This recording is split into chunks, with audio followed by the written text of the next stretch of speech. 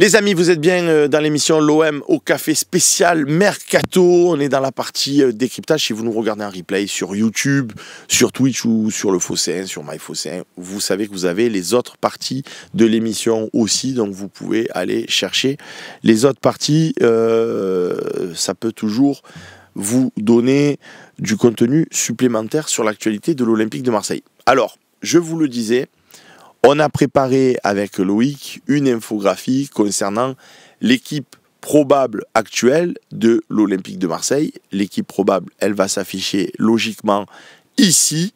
Et ce que je voulais vous en dire, c'est que, voilà, on l'a même en plein écran.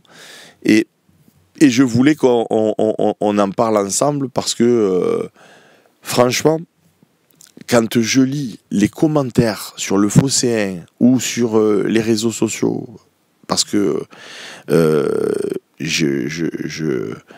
vais lire des fois les réseaux sociaux, même si j'ai pas mon compte à moi, c'est juste pour voir un peu ce qui se dit, ce qui se trame, ce qui se raconte.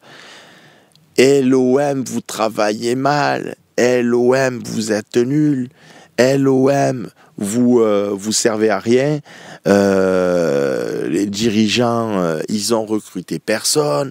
On parle de quoi et tatati et tatata. Bon, donc moi je voulais vous livrer mon analyse à ce sujet, tout en précisant au préalable, bien évidemment, que je ne suis payé pour personne, que je suis pas, et certainement pas par l'OM, que je ne suis missionné par personne, et que je fais cette rubrique de ma propre initiative. Loïc, si tu peux nous remettre, s'il te plaît, la compo, qu'on en parle, pas plein pot. Tu n'arrives pas à la mettre dans la télé, ça serait mieux que...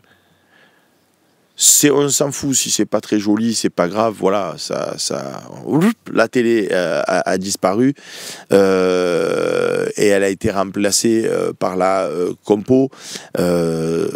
C'est comme ça nous permet d'en parler. Bon, je voulais vous dire quoi à ce sujet. L'année dernière, on a tous été heureux d'avoir Rouli dans les cages. Il est toujours là. Son remplaçant, c'est Delange. Il est toujours là. Je pense que tout le monde a été ravi de la performance de Amir Murillo. Et qu'est-ce qui se passe? On a toujours Amir Murillo sur le côté droit. Balerdi, qui pour moi est un de nos fers de lance, est toujours là. Et on a Merlin qui avait fait un super début de saison avant de baisser un peu. Il y a des problèmes physiques, etc. Il est toujours là. Bon, donc on avait un trou à gauche, puisqu'on avait pris Brassier, qui a été contre-performant. Donc on a bricolé avec du Cornelius, avec du Kondogbia, etc. Et là, on a remplacé par Medina, qui était un des meilleurs défenseurs de Lens. Il va falloir voir comment il va s'adapter à l'Olympique de Marseille, bien évidemment, avec la pression, etc., etc.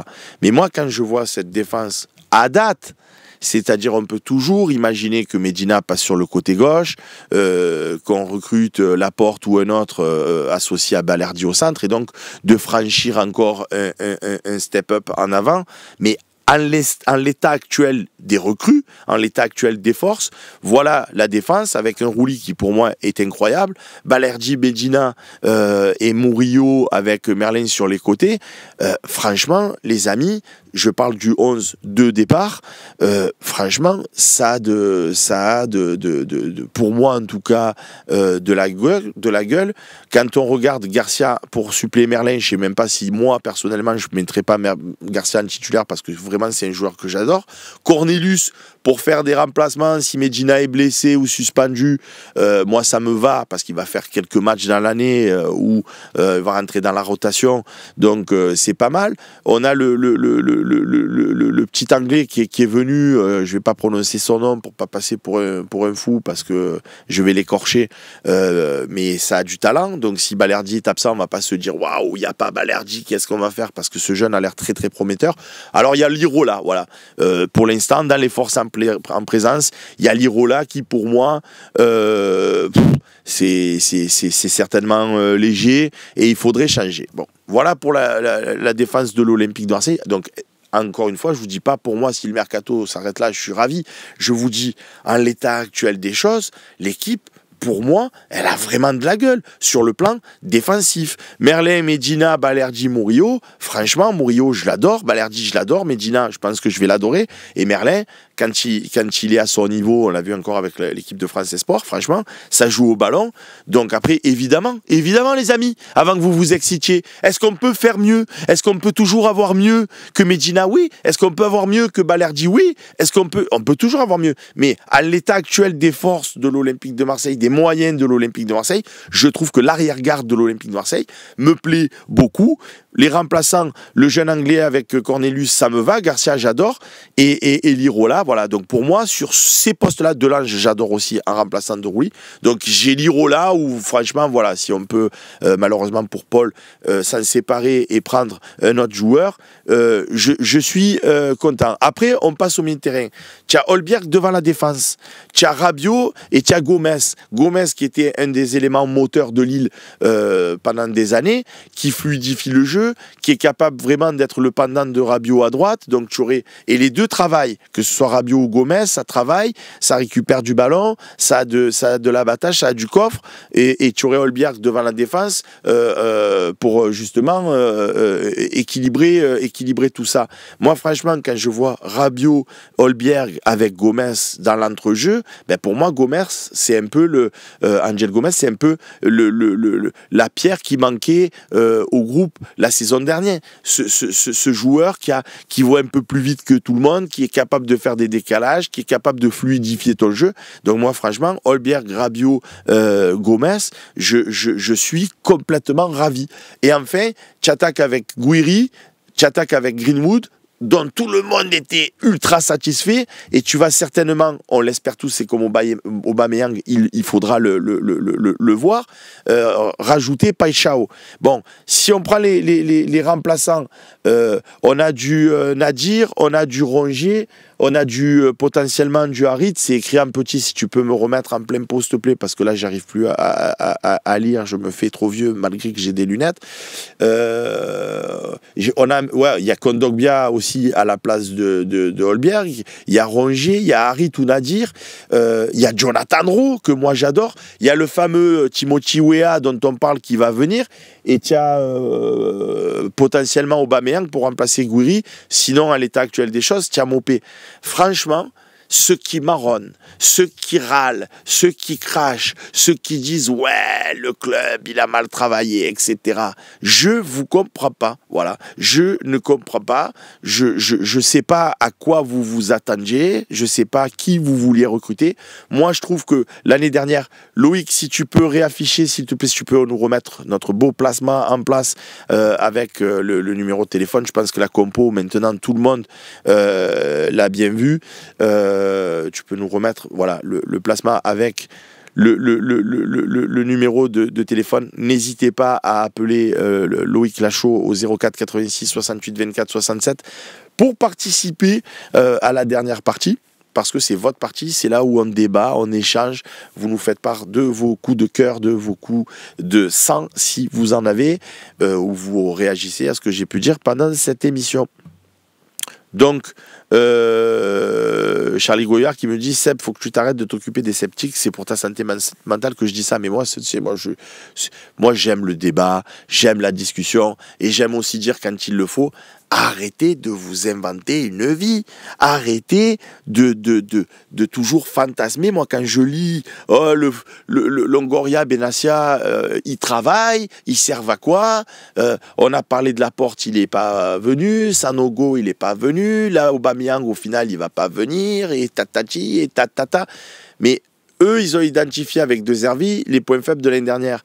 Le point faible, c'était Brassier qui est parti, et après, on a bricolé avec du Cornelius, avec du Kondogbia dans l'arrière-garde. Là, ils prennent Medina. Medina, c'était un des joueurs les plus costauds de Lens, y compris sous Franquès, quand ils font, et surtout sous Franquès, quand ils ont fait second avec Lens. Et toi, bam, tu viens de le récupérer dans ton effectif, il est argentin, il va être associé avec Balerdi, que ce soit sur le côté gauche ou que ce soit dans l'axe associé à Léo. Franchement, tu fais Medina Balerdi, ou si tu fais Laporte Balerdi pour donner un exemple et que tu as Medina sur le côté gauche, à un moment donné, est-ce qu'on peut avoir mieux? Oui. Est-ce que je vous apporte des garanties sur le fait que Medina va super bien s'intégrer dans le groupe, à l'OM, au stade Vélodrome, et que ça va être un crack? J'en sais rien. Comme je vous dis chaque fois, il faudra voir. Est-ce que j'ai bon pressentiment? Oui. Voilà. Donc, on lance la petite page de pub et après, on va faire la transition. Donc, moi, l'arrière-garde, on a gardé Rouli. Et surtout, ce que je vous dis, ce que je voulais vous dire aussi, les amis, à travers ce décryptage, c'est j'ai lu et entendu depuis des mois, des années, ouais, Longoria, il change tout l'effectif, on en a marre, il n'y a aucune constance, il n'y a aucune régularité, on ne garde pas la stabilité, c'est au prix de la stabilité qu'on va pouvoir franchir des steps, c'est au prix de la stabilité qu'on va pouvoir progresser et augmenter en capacité, en niveau. Là, est-ce que tu gardes ton entraîneur De Zerbi, qui pour moi est un phénomène, et depuis que j'ai vu le reportage, je suis encore plus amoureux que je ne l'étais, mais je l'étais déjà tellement que bon, ça n'a pas changé grand-chose, parce que lui, il me régale, mais de l'avoir vu dans les vestiaires comme il fait et tout, c'est génialissime. Donc tu gardes ton entraîneur qui t'a mené à la seconde place, et pas sur un malentendu à la dernière match, parce que Monaco, il perd à Lens. Non, là, tu as fini seul second, avec des couacs dans l'année, voilà. Donc tu gardes cet entraîneur qui, pour moi, est un entraîneur qui convient parfaitement à l'Olympique de Marseille. Et tu gardes Tom Balerdi, alors si on part de derrière, ton Rouli, Tom Balerdi, ton Holberg, ton Rabiot, que tout le monde voyait partir, et un peu moins aussi, ton Greenwood, ton Guiri, tu as gardé tous tes cadres qui t'ont amené à la seconde place l'année dernière. Et à ça, tu leur rajoutes Medina, Angel Gomez, et tout ça pour combien? Pour pas grand-chose en termes de... Le petit Anglais qui va venir, qui va renforcer aussi la défense quand tu auras besoin de faire de la rotation, qu'il y aura des absents. Et pour ça, pour l'instant, on est investi pas des sommes colossales. Et alors, si tu prends Paixão sur le côté gauche, alors là, tu as une attaque où Paixão peut te mettre le feu à gauche, Greenwood peut te mettre le feu à droite, Guiri devant. Si tu arrives à faire au bas, parce qu'il y a des rumeurs qui disent qu'il faut état qu'il y aurait des propositions en Arabie Saoudite, d'accord.